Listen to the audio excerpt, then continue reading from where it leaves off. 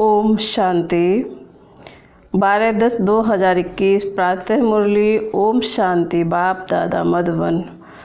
बाबा कहते, मीठे बच्चे महावीर बनो, माया की तूफानों से लड़ने के बजाय अचल अडोल बनो। प्रश्न है, ब्रह्मा बाबा के सामने अनेक हंगामे होते भी कभी रंज नहीं हुए, क्यों? बाबा का उत्तर है, क्योंकि बाबा को नशा था कि हमें बाप से वर्षा लेना है। यह तो सब कल्प पहले मुआफिक हो रहा है, नथिंग न्यू। गालियाँ तो सबसे अधिक बाप को मिली, फिर कृष्ण को भी गाली देते। अगर हमें भी गाली खानी पड़े तो क्या बड़ी बात। दुनिया हमारी बातों को जानती ही नहीं तो ज़रूर गाली देगी, इसलिए कोई भी बात में रंज नहीं हुआ। ऐसे ही फॉलो फादर। गीत है, भोला न भोलेनाथ से निराला। ओम शांति। यह भक्ति मार्ग वालों का गीत है। ज्ञान मार्ग में गीत आदि नहीं गाया जाता है, ना बनाया जाता है, ना ज़रूरत है, क्योंकि गाया हुआ है बाप से सेकंड में जीवन मुक्ति का वर्षा मिलता है। उसमें गीत आदि की कोई बात ही नहीं। तुम जानते हो, हमें बेहद के बाप से बेहद का वर्षा मिलता है। जो भक्ति मार्ग की रस्म रिवाज है वह उसमें नहीं आ सकती। बच्चे कविता आदि बनाते हैं, वह भी औरों को सुनाने के लिए। वह भी जब तक तुम नहीं समझाओ तब तक कोई समझ ना सके। अब तुम बच्चों को बाप मिला है तो खुशी का पारा चढ़ना चाहिए। बाप ने 84 जन्मों के चक्र का नॉलेज भी सुनाया। खुशी होनी चाहिए कि अभी हम स्वदर्शन चक्रधारी बने हैं, बाप से विष्णुपुरी के मालिक बन रहे हैं। निश्चय बुद्धि ही विजयंती। जिसको निश्चय होता वह सतयुग में जाएंगे ही। तो बच्चों को सदैव खुशी रहना चाहिए। Follow father. बच्चे जानते हैं, निराकार बाबा जब से इस तन में प्रवेश हुआ है तो इनके पास भी बड़े हंगामे हुए। भाइयों के झगड़े, शहर के झगड़े, सारे सिंध के झगड़े चले। बच्चे बड़े हुए कहेंगे जल्दी शादी करो, शादी बगैर काम कैसे चलेगा।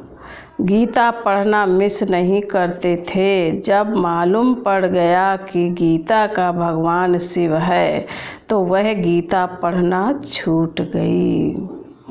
फिर नशा चढ़ गया कि हम तो विश्व के मालिक बनते हैं, यह तो शिव भगवान वाच है, तो उस गीता को छोड़ दिया और फिर पवित्रता पर बड़ा हंगामा हुआ।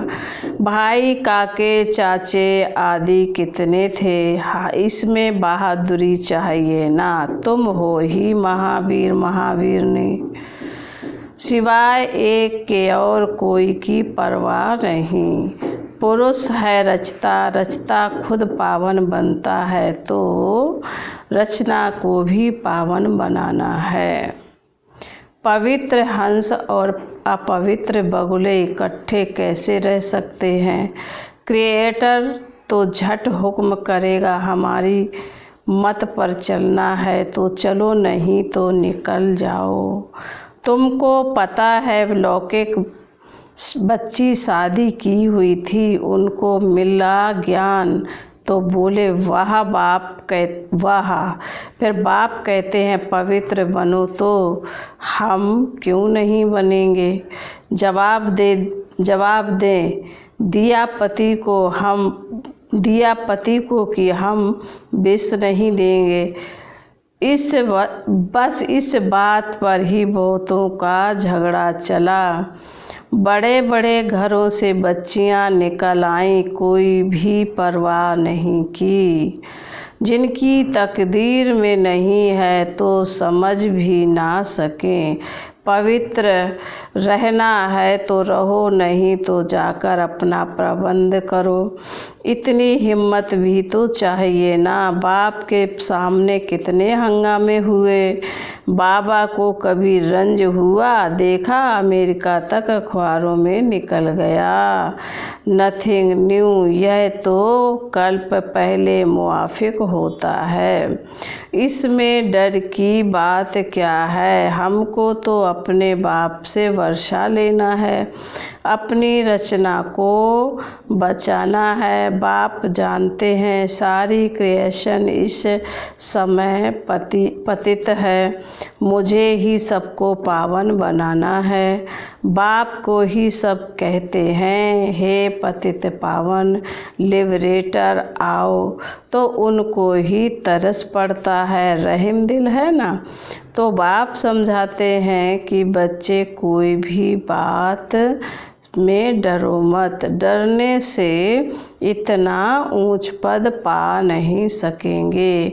अत्याचार माताओं पर ही होते हैं, यह भी निशानी है। द्रौपदी को नग्न करते हैं। बाप 21 जन्मों के लिए नग्न होने से बचाते हैं। दुनिया इन बातों को नहीं जानती। सद्गति दाता तो मैं ही हूँ ना। जब तक मनुष्य दुर्गति को ना पाए तब तक मैं कैसे आकर सद्गति दूँ। पतित तमो प्रधान सृष्टि भी बननी है। हर चीज़ नई से पुरानी जरूर होती है। पुराने घर को छोड़ना ही पड़ता है। नई दुनिया गोल्डन एज, पुरानी दुनिया आयरन एज। सदैव नई तो रह ना सके। तुम बच्चे जानते हो यह सृष्टि का चक्र है। देवी देवताओं का राज्य फिर से स्थापन हो रहा है। बाप कहते हैं फिर से तुमको गीता ज्ञान सुनाता हूँ। यहाँ रावण राज्य में दुख है। राम राज्य किसको कहा जाता है यह भी किसी को पता नहीं और समझते भी नहीं हैं। बाप कहते हैं मैं स्वर्ग अथवा राम राज्य की स्थापना करने आया हूँ। तुम बच्चों ने अनेक बार राज्य लिया और फिर गंवाया। यह सबकी बुद्धि में है। 21 जन्म सतयुग में रहते हैं। उनको कहा जाता है 21 पीढ़ी, अर्थात जब बूढ़े होते हैं तब शरीर छोड़ते हैं। अकाले मृत्यु कभी होती नहीं। अब तुम जैसे त्रिकालदर्शी बन गए हो। अभी तुम जानते हो हम जन्म जन्मांतर भक्ति करते हैं। रावण राज्य में भी भवका देखो कितना है। यह है पिछाड़ी का भवका। राम राज्य सतयुग में होगा। वहाँ यह विमान आदि सब थे, फिर सब गुम हो गए हैं। बाबा कहते फिर सब गुम हो गए हैं। फिर इस समय यह सब निकले हैं। अभी यह सब सीख रहे हैं। जो सीखने वाले हैं वह संस्कार ले जाएंगे, फिर आकर वहाँ विमान बनाएंगे। यह तुमको भविष्य में सुख देने वाले हैं। यह विमान आदि भारतवासी भी बना सकते हैं, कोई नई बात नहीं। अक्लमंद तो है ना। यह साइंस तुमको फिर काम आएगी। अभी यह साइंस दुख के लिए है, फिर वहाँ सुख के लिए होगी। वहाँ तो हर चीज़ नई होगी। अभी तो नई दुनिया की स्थापना हो रही है।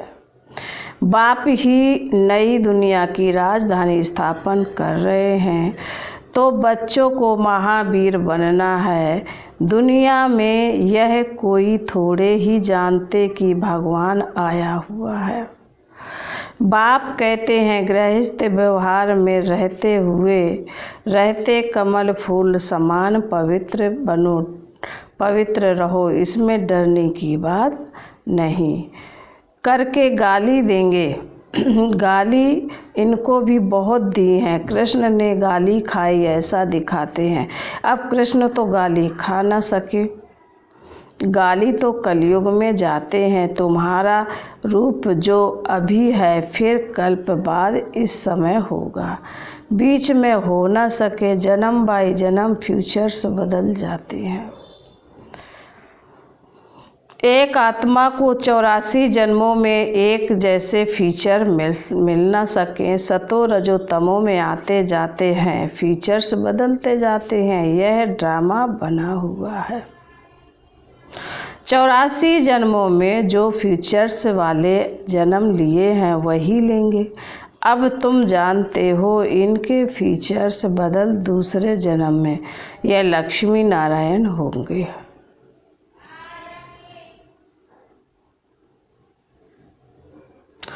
तुम्हारी बुद्धि का ताला अब खुला है, अब यह है नई बात। बाबा भी नया बातें अब बाबा कहते तुम्हारी बुद्धि का ताला खुला है, अब यह है नई बात। बाबा भी नया, बातें भी नई। यह बातें किसी की बुद्धि में जल्दी नहीं आएंगी, जब तकदीर में हो तब कुछ समझें। महावीर कोई तूफान से डरेंगे नहीं, वह अवस्था पिछाड़ी में होनी है, इसलिए गाया हुआ है। अतीन्द्रिय सुख पूछना हो तो गोप गोपियों से पूछो। बाप आए ही हैं तुम बच्चों को स्वर्ग के लायक बनाने। कल्प पहले मिसल नरक का विनाश तो होना ही है। सतयुग में तो एक ही धर्म होगा, चाहते भी हैं बननेस हो, एक धर्म होना चाहिए, यह भी किसी को पता नहीं है कि राम राज रावण राज अलग अलग है। यह विकार बिगर जन्म हो ना सके। मूत बाबा कह रहे मूत पलीती है ना। अब बाप में निश्चय है तो श्रीमत पर पूरी रीति चलना पड़े ना। हर एक की नब्ज भी देखी जाती है, उस अनुसार राय भी दी जाती है। बाबा ने भी बच्चों को कहा कि अगर शादी करनी है तो जाकर करो। बहुत मित्र संबंधी आदि बैठे हैं, उनको शादी करा लेंगे। तो हर एक की नब्ज देखी जाती है, पूछते हैं बाबा इस हालत में हैं, हम पवित्र रहने चाहते हैं, हमारे संबंधी हमको घर से निकालना चाहते हैं, अब क्या करना है?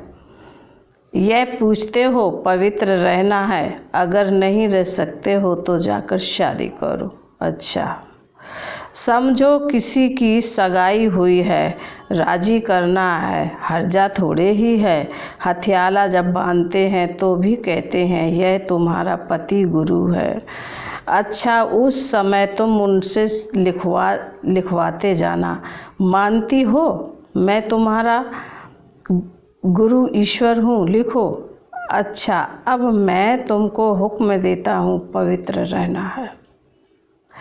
हिम्मत चाहिए ना, मंजिल बहुत भारी है, दोनों इकट्ठे कैसे रहते हैं यह सबको दिखलाना है। प्राप्ति बहुत ज़बरदस्त है, अगर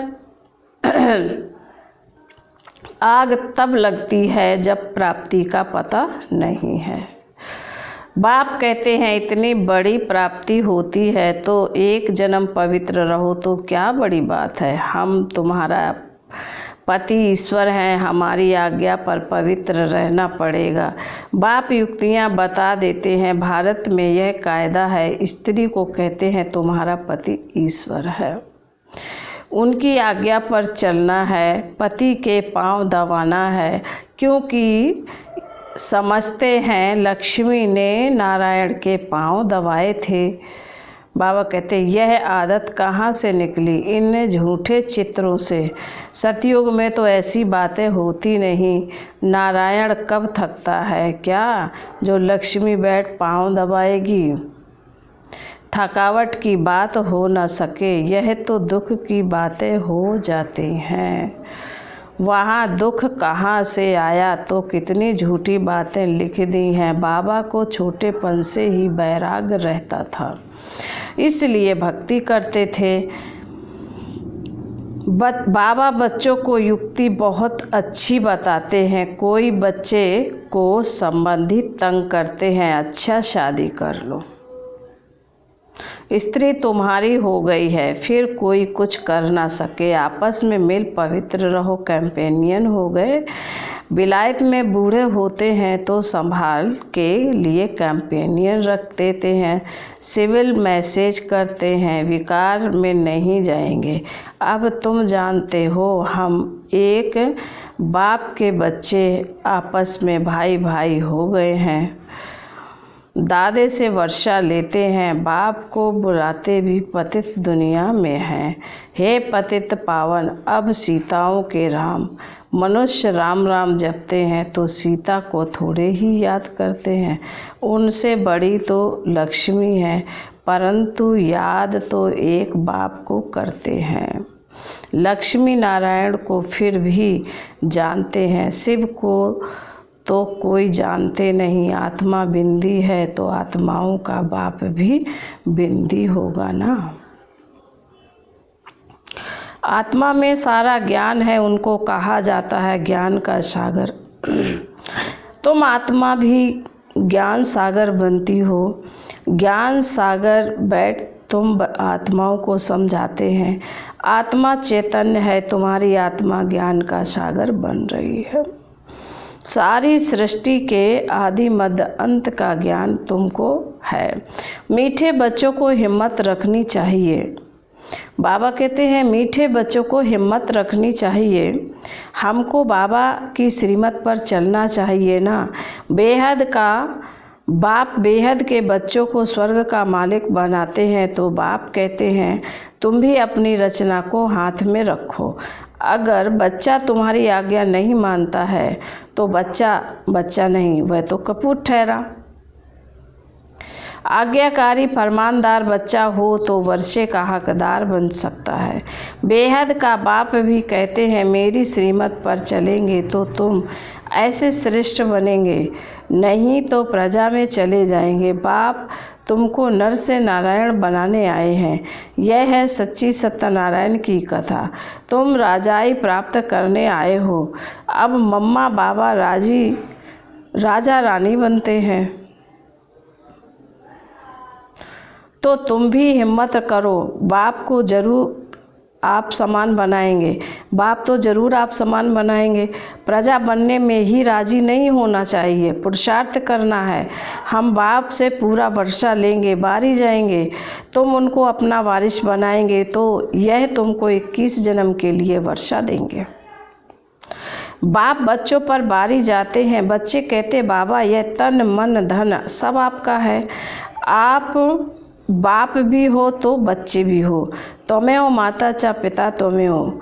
बाबा कहते एक बाप की महिमा कितनी बड़ी है। दुनिया में इन बातों को कोई नहीं जानते। भारत की ही सारी बात है, तुम बच्चे जानते हो। यह वही 5000 वर्ष पहले वाली लड़ाई है।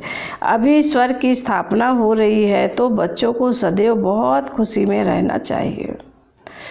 भगवान ने तुमको एडॉप्ट किया है तो तुमको खुशी होनी चाहिए। फिर तुम बच्चों का बाप श्रृंगार कर रहे हैं, पढ़ाते भी हैं। बेहद का बाप ज्ञान का सागर है।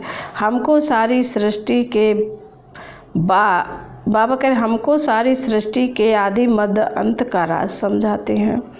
जो बाप को नहीं जानते, जो बाप को ही नहीं जानते वह है नास्तिक। तुम बाप और रचना को जानते हो, तुम हो आस्तिक। लक्ष्मी नारायण आस्तिक हैं या नास्तिक, तुम क्या कहेंगे? तुम खुद कहते हो सतयुग में परमात्मा को कोई याद नहीं करते। वहाँ है सुख तो सुख में परमात्मा का सिमरन करते नहीं, क्योंकि परमात्मा को जानते नहीं। इस समय तुम आस्तिक बनकर वर्षा पा रहे हो, फिर वहाँ याद नहीं करते हो। याद यहाँ करते, परंतु उनको जानते नहीं, इसलिए नास्तिक कहा जाता है। वहाँ जानते भी नहीं तो याद भी नहीं करते। उन्हों का यह भी पता नहीं होगा कि यह वर्षा हमको शिव बाबा से मिला है, लेकिन उनको नास्तिक नहीं कहेंगे क्योंकि पावन है। अच्छा, मीठे मीठे शिकीले दे बच्चों प्रति माता पिता बाप दादा का याद प्यार और गुड मॉर्निंग। रूहानी बाप की रूहानी बच्चों को नमस्ते। हम रूहानी बच्चों की रूहानी बाप दादा को याद प्यार और गुड मॉर्निंग नमस्ते। ओम शांति ओम शांति ओम शांति। धारणा के लिए मुख्य सार बाबा ने कहा है, नंबर 1, श्रीमत पर चलने की पूरी हिम्मत रखनी है। किसी भी बात में डरना व रंज नाराज नहीं होना है। नंबर 2, अपनी रचना अपने हाथ में रखनी है, उन्हें विकारों से बचाना है, पावन बनने की राह देनी है। बाबा ने कहा वरदान में, शरीर को ईश्वरीय सेवा के लिए अमानत समझ कार्य में लगाने वाले नष्टो मोहा भाव। स्पष्टीकरण है, जैसे कोई की अमानत होती है तो अमानत में अपनापन नहीं होता, ममता भी नहीं होती, तो यह शरीर भी ईश्वर सेवा के लिए एक अमानत है। यह अमानत रूहानी बाप ने दी है तो ज़रूर रूहानी बाप की याद रहेगी। अमानत समझने से रूहानियत आएगी, अपनेपन की ममता नहीं रहेगी। यही सहज उपाय है निरंतर योगी नष्टो मोहा बनने का। अब रूहानियत की स्थिति को प्रत्यक्ष करो। स्लोगन है, वानप्रस्थ स्थिति में जाना है तो, वानप्रस्थ स्थिति में जाना है तो दृष्टिवृत्ति में भी पवित्रता को अंडरलाइन करो। ओम शांति।